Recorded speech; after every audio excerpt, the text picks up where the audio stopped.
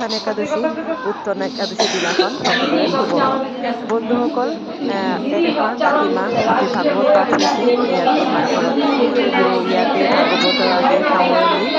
সামৰণি অনুষ্ঠানৰ দিনাখন সকলোৱে ভাগৱত পূজা কৰিছে আৰু লগতে মই কালি ভোজ আছে এইখিনিও মই আপোনালোকৰ লগত শ্বেয়াৰ কৰিম গোটেই মুহূৰ্তখিনি চাই থাকিব আশা কৰোঁ আপোনালোকৰ চাই